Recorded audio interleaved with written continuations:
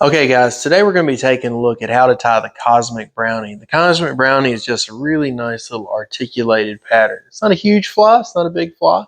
You can tie it in multiple colors, different sizes, whatever you want to do. And I got to be honest with you, it's probably been my most effective streamer pattern this year. I've had the chance to fish it all through the Southeast, and I've caught a ton of different species on it, and it's never really disappointed. It's got a really good side-to-side action. It's way overbuilt, so it can handle the biggest and toughest fish you want to throw at it. So stay tuned. Let's take a look at how to get this guy tied up.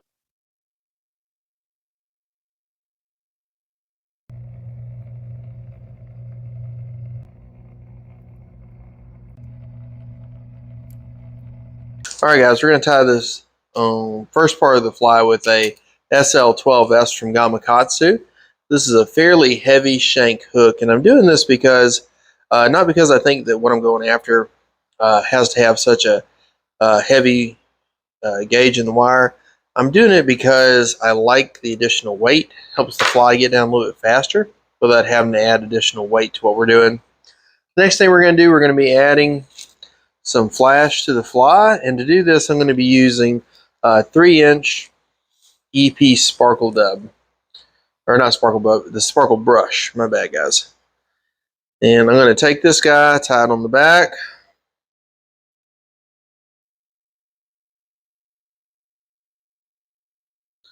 and then I'm going to work my way forward with it by palmering it onto the hook. Now notice as I'm palmering it, as I'm turning it, I'm pulling the fibers away so that I'm not capturing them up. So make that turn, pull everything where you want it, and that's going to give you a really nice set. So make that nice smooth rotation. Come on up. Gonna go a little bit further. Just like always, the more rotations you get, the thicker the amount of flash that you're going to have. All right. Now I'm going to bring this over and capture this up.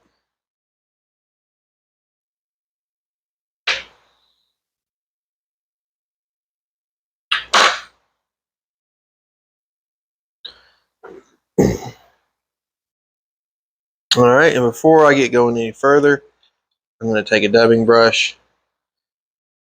I'm going to bring that out, and that's going to bring some of those captured fibers together.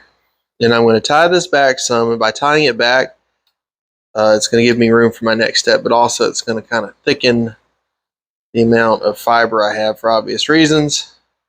And we're going to go from there. All right, next up, we're going to be using 5 to 7 inch Schlapen feathers. We're going to be using white. You can use whatever color you like. And what I want is a not a super huge Schlapen feather. This is going to kind of form that little tail for my fly. Tons of similar patterns that we use for streamers all the time. What I'm looking for is I don't want a feather too broad, so that when I put it on there, it's not just too much. So, like this guy right here is perfect. So I'm going to need 4 of these guys. So I want 2 to each side. And just remember it's Schlapen, so it doesn't have to be perfect. Once it gets in the water, it's not going to matter too much. I like the thick, dense webbing. I feel like it helps give the fly that really nice side-to-side action that I'm going for. And I like that good swim to it. You could use saddle hackle if you like, but like I said, I'm going for that big side-to-side action. All right, so I'm going to lay them down stem to stem on top of each other like so. I'm going to make sure the tips are in good shape. And then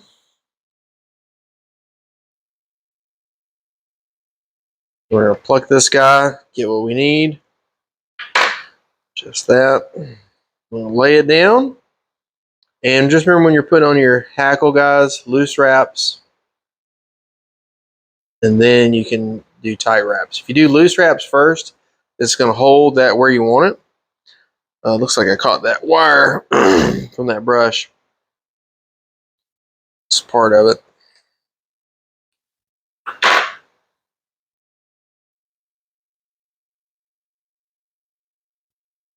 Not a big deal. There we go. All right, cool. So I got one side done. Now I'm going to rinse and repeat with the other side. Just going to take that Schlapen again, lay him down, stem to stem.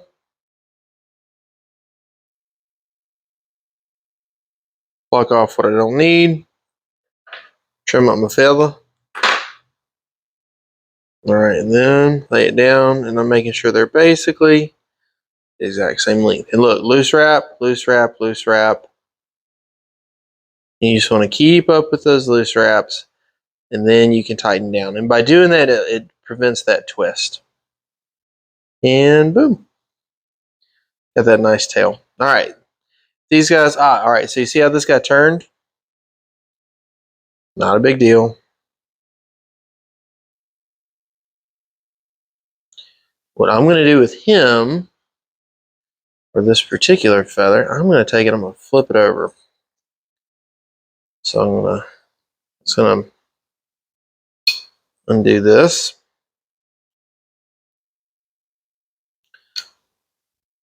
All right, I'm going to take this, lay it down, flip it over.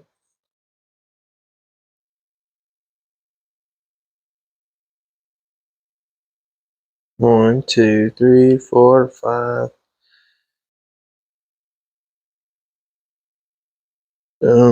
Very nice. So that's another thing you can do. If it's twisting on you going one way, flip that whole side over, and you'll prevent that twist. And I've got that thicker, wider tail for this feather, for this fly, and that's going to give it that really good side-to-side swimming action. Next up, for the body, we're going to use brown barred rabbit strip in ginger. I'm really, in our little coastal rivers down here, we have a lot of tannin shiners. They're fairly good size, so they kind of have that tan and white color. So I've taken it, and what I'm going to do is I'm going to take my piece of Zonker, and I'm going to pull the fibers apart like so. So I've got a nice part on it. And then the best thing you can do, just lick it a little bit and moisten that up. You see how it's going to hold now, so it's not trying to come back together. Take my thread, take it back to where I want to start that at, lay it down, and then I'm going to put in a couple nice wraps to hold that down. Then I'll pull that back. Now I'm not going to wrap over it like so. I'm just going to pull it back, and then I'm going to go to my next step. Next step, we're going to be grabbing, this is medium UV chenille, Polar Chenille from Hareline. And I'm doing a little bit of gold here because I really want to kind of give it that silver and gold. So kind of conventional wisdom for conventional bass fishing is that on a cloudy day, gold. Sunny day, silver. And we're going to take another piece of Schlapen. I'm going to cut this guy off. So in my flies, I kind of like to combine that a little bit if I can.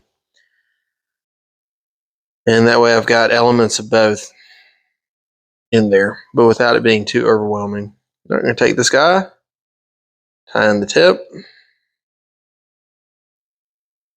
fold that back over himself.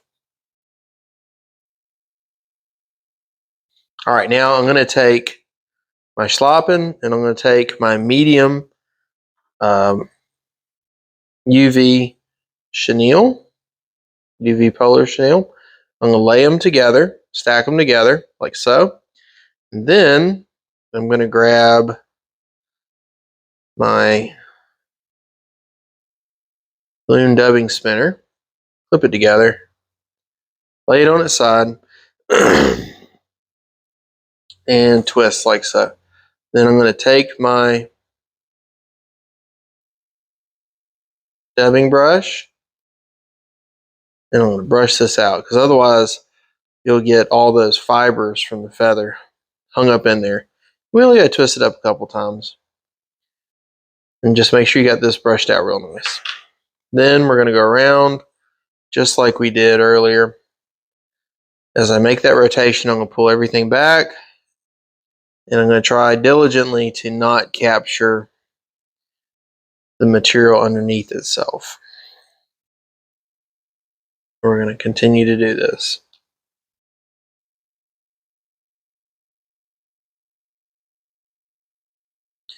As we advance towards the eye of the hook.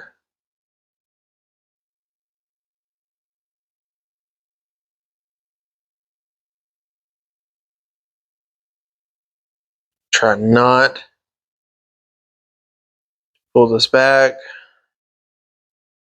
excuse me, we're going to try to pull it back and try not to capture anything up. All right, keeping on going. Keeping on, keeping on. Great job. Done. You got to pep talk yourself every now and then, guys.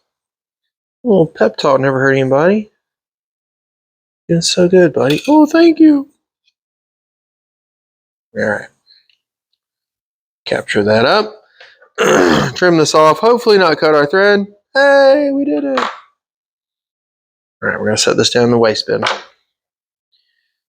Then I'm going to tie this back.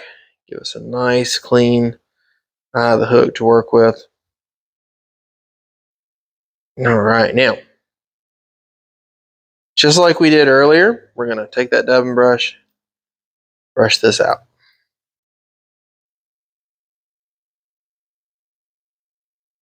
Brush this out. All right, brush this out.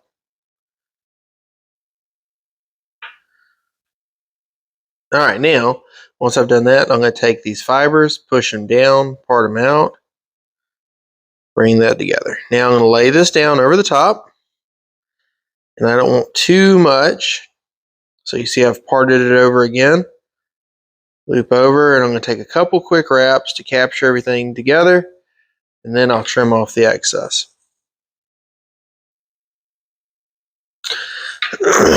Save that, that's a good amount, we can use it later. And then we're going to tidy up the head.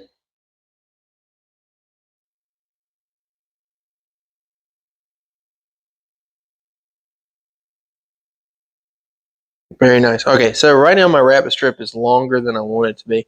I'm going to lift up my rabbit strip.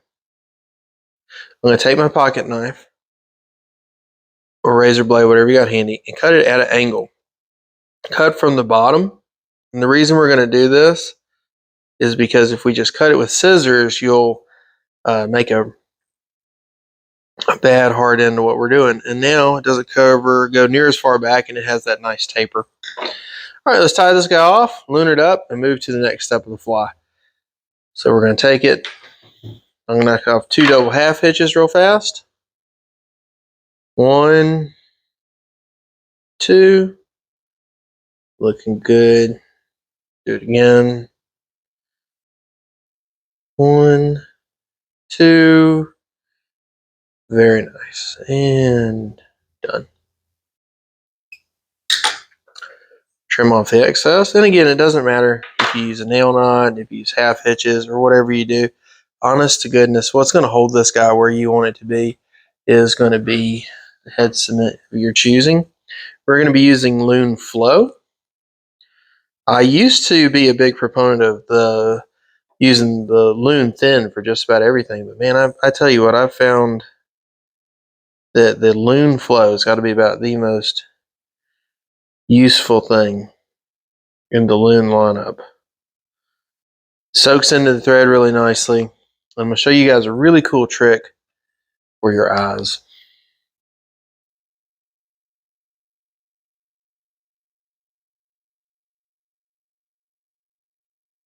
All right, cool. Step 1's done.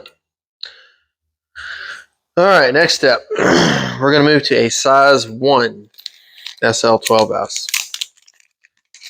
And if you want to sub these out with B10Ss or whatever, that's totally cool. Nothing at all wrong with that.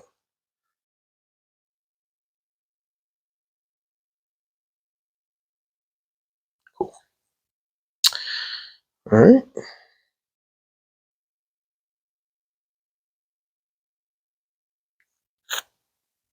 All right, we're going to give a good thread wrap. Wrapped up? Sure. Just kidding. Now we're going to give it a good thread.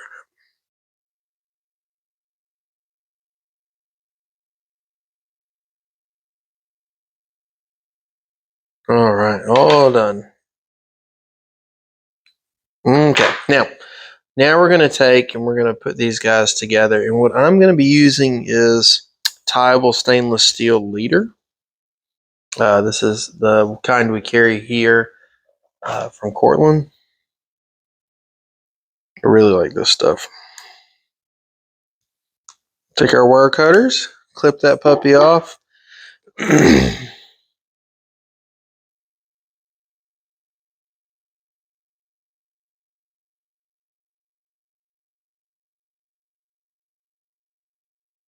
I said trim off the excess. I'm going to take this guy, bend it over. And I never have to worry about it coming out. Good shape. Now, for our beads, I'm going to be using glass beads. Pick these guys up from Michael's. We do carry beads here for this here at the shop. If you guys are ever in the store and you want to grab some, I mean, this thing's, I think, $1 up there. So grab what you need, guys. No worries. I really like just how vibrantly colored these beads are. I really do. I think they're really cool. And I'm using bright red because I feel like this might look like a wounded baitfish a little bit. That's just my feelings. All right, now I'm going to take my first half of my fly that I did on the size 4 hook, put it back through.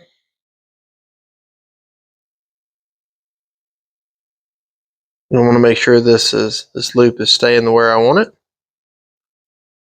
And then I'm going to tack it down with some nice thread wraps.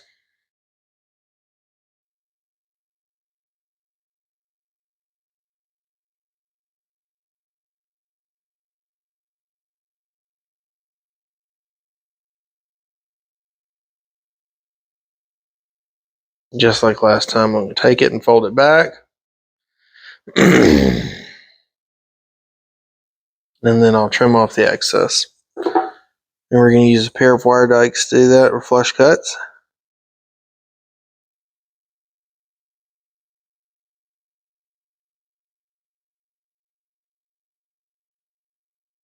Oop.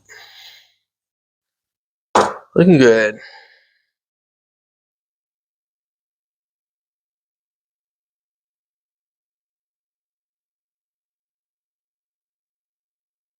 And then just to make sure I never, ever have to worry about it, we'll loon it up. Is this step really necessary? Probably not, guys. Not after I've folded it over like that. It can't ever go anywhere. So this is for my own peace of mind.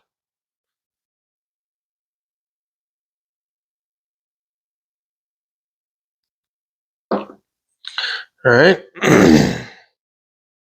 Now I'm going to put a base of thread on there so that we're ready to go to the next step.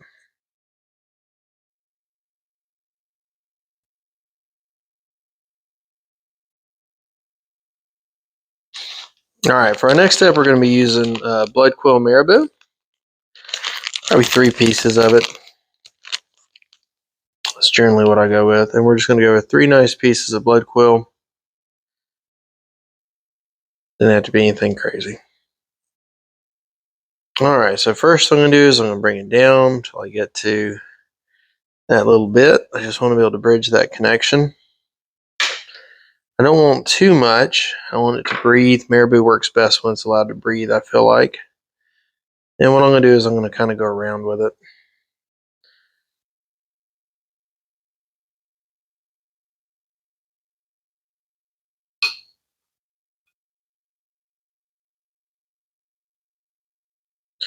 Repeat that step again.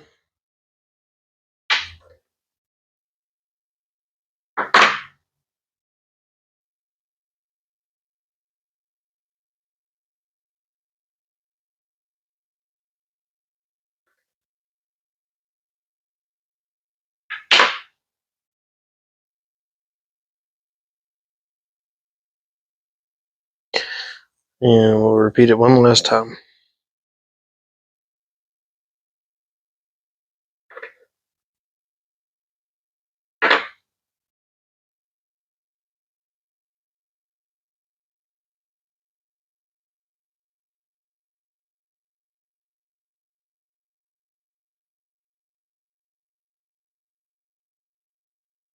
All right, now we're going to take this, and I'll just make sure everybody's fairly uniform.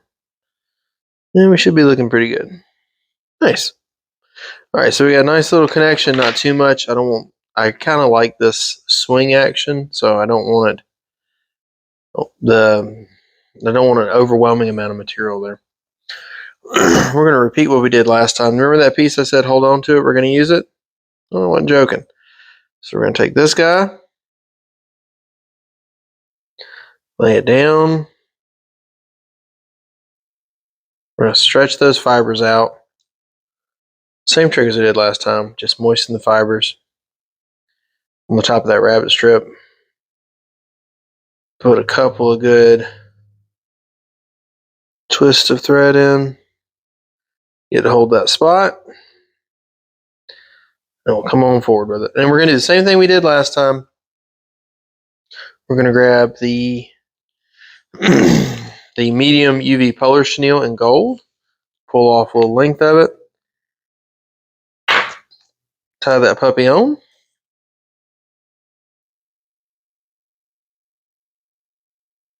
We're going to take a nice piece of Schlapen, something a little bit longer this time. It's a little bit longer fibers. Doesn't have to be impossibly long.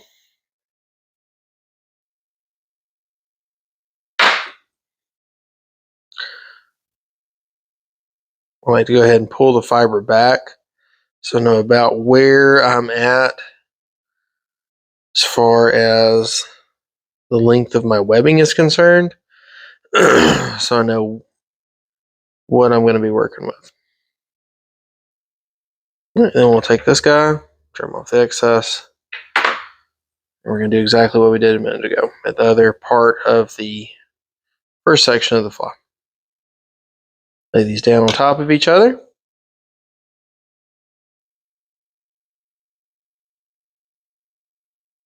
Boom. Set down, twist it up.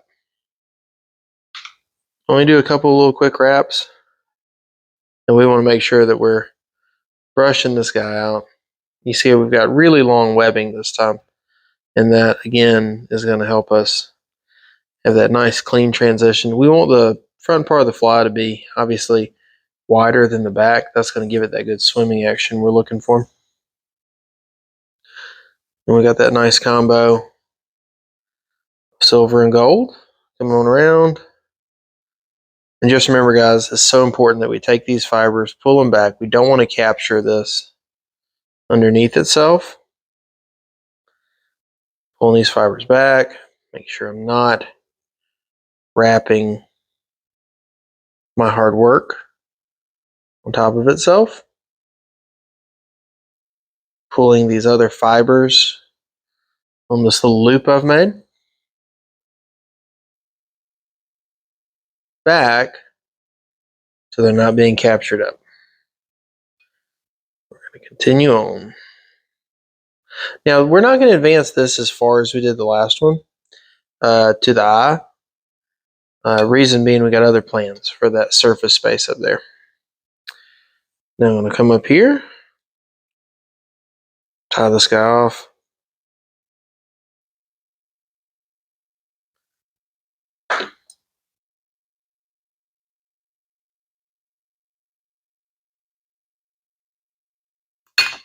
Whew. Clip that thread that time, boy. Okay. Let's see if we can save it.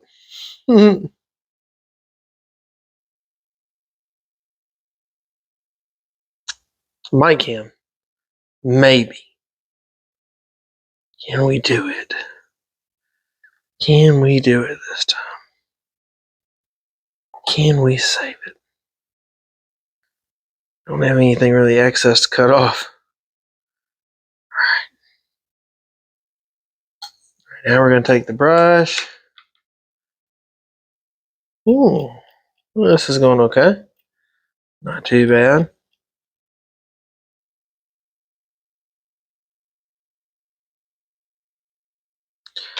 Work our way back, see if this doesn't fill up a little bit.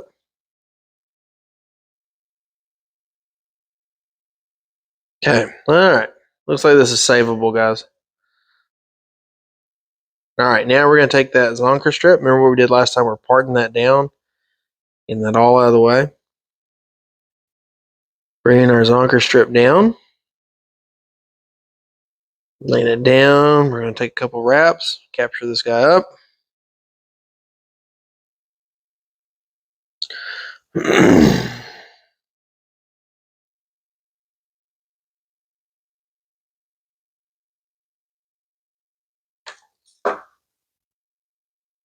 Trim it off. All right. Woo, barely saved it. All right, next up. Next step, we're going to be using some mallard flank in natural, and we're going to add some fins to this guy. I'm going to take it, pull it back.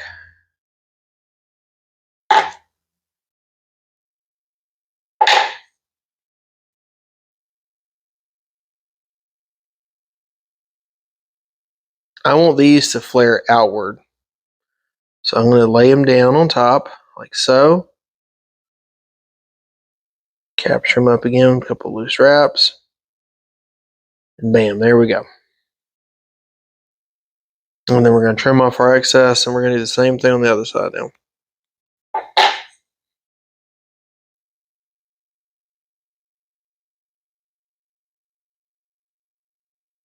We're going to do the same thing we did a minute ago.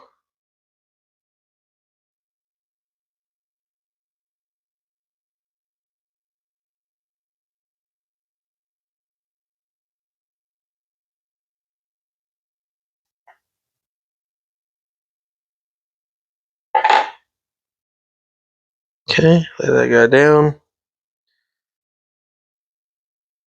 What I'm doing is I'm checking both sides to see where I'm at, to make sure that they're about the same. And that's going to give us that nice flare outward. See how they're flaring outward? And that's also going to help give us a little bit more of that side-to-side action that we're looking for. And cool thing is we're not all the way cinched up, so we can make small adjustments to give it where we want to be. Next step. Sorry about that, guys. Next step. We're going to be using Ice Dub fluorescent hot pink. That's going to kind of give us that gill on the bottom. We're going to take our dubbing, stack it together. We don't want to do too much.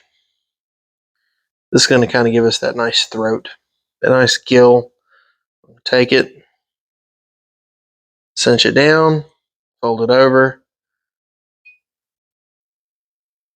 Keep that in good place. Now, on the top side, we're going to be using Senyo's, Lazer Dub, and Schlapen Olive. You can use any color you want, make this fly any variety of colors that you think will work best. I've got olive and white in my box. I've got gray and white in my box. Kind of black and purple. Just remember the colors you see for any of these flies that I'm tying. It's up to you. You tie them any color you want to. This is the pattern and how you tie it that's important, not the colors. Colors are dependent on every single watershed, so you guys change it up. Now for the bottom, I'm going to be using Ice Dub Minnow Belly, like I showed you on the back of that. Sure, that was super helpful. Do the same thing we did again. Pull this guy out. Ice Dub Minnow Belly is a longer fiber. You see how long that is? And I'm really loving this about it is that it doesn't have any, it's just kind of a extruded nylon, and it gives a lot of bulk without holding on the water, or the illusion of bulk, I'd say. And I'm going to come tie it on one side, and I'll fold it back to the other side. And what that did,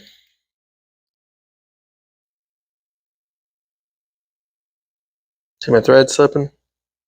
When it starts to slip like that, the only thing you can do is you're going to have to bring it over and restart that whole deal. Once it starts slipping, man, it's all over. All right, and that's brought it all up. We're going to repeat again with the olive, with the Schlapen olive. And the cool thing I want you guys to remember about dubbing in general is less is more. You can always add more dubbing.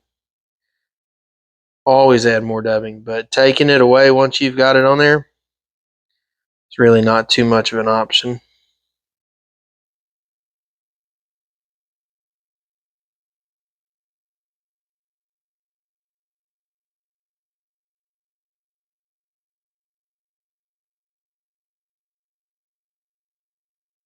I'm going to do one more tiny pass with the white, or with that Minabelly.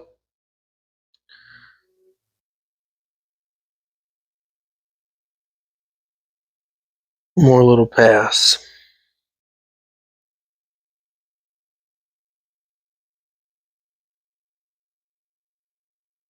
Remember, guys, a little goes a long way.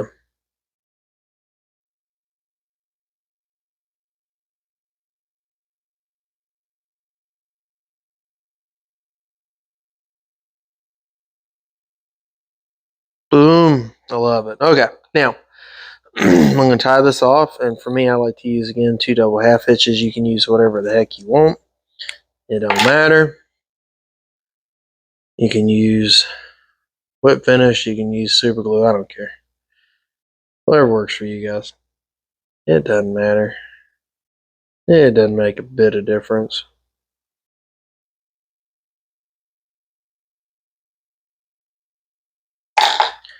All right. So, like I said, I really like this dubbing to be fairly sparse. So it has the look of it. And if you'll notice, we've kind of got a gap in that pink. It doesn't look as pleasing as we might like. And if I've got a piece of dubbing that's a little bit long, just pluck your dubbing, don't cut it. You'll appreciate that later, I promise. Just pluck it, don't cut it, and we'll shape it all up later. All right, next up, we're going to add some eyes. I'm using Hareline 3D holographic eyes. This is 1/4 inch in gold. 1/4 inch 3D holographic eyes. A little super glue to the back of it. This is Loctite Super Gel. All right, lay it down here at the base of the thread wrap. And then I'm going to cinch it down. I'm going to press that down. Let it hold there for a second. Boom. Call that done. It's going to look nice together.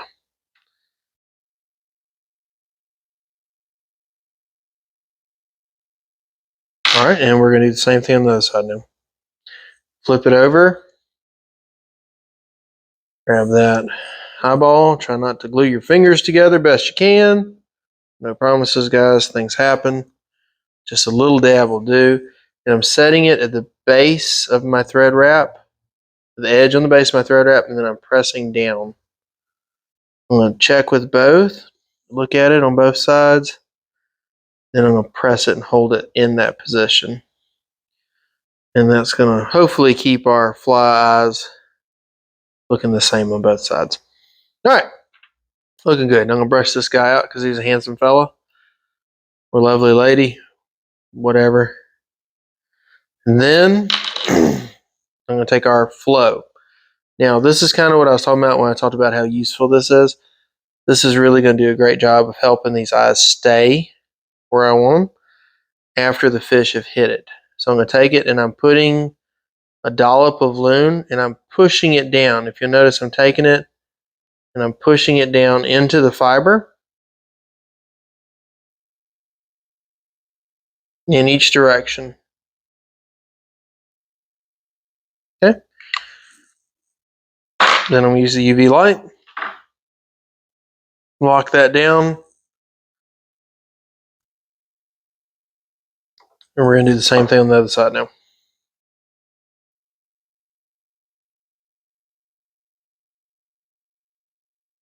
I'll make sure I don't have any fiber from my dubbing or anything. And I'm dropping it on there.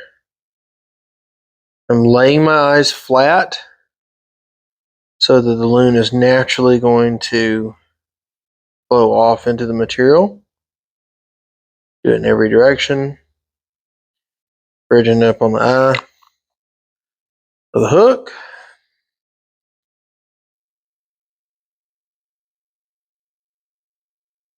UV light that off. And you can repeat that again if you want to. I'm just going to go ahead and add a little bit of loom here to the bottom.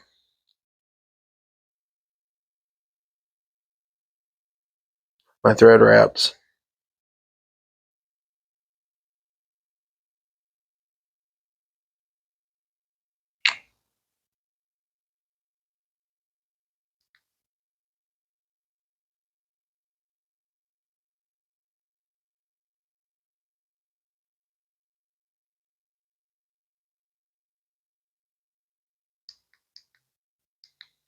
Boom, that's it, guys. And these eyes are in it to win it. They're not going to go anywhere now. And that, guys, is the Cosmic Brownie. All right, guys, so thanks for sticking through the video. I hope you guys really got a lot out of it. I hope it was a good pattern. I hope you guys find it useful. I did want to give an example. So here's the fly we tied in the video right here. You guys saw in the tester before we started tying.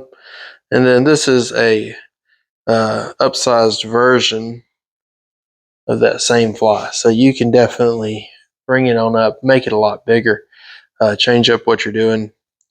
Really cool pattern. It's been really good for me this year for tons of different species of fish.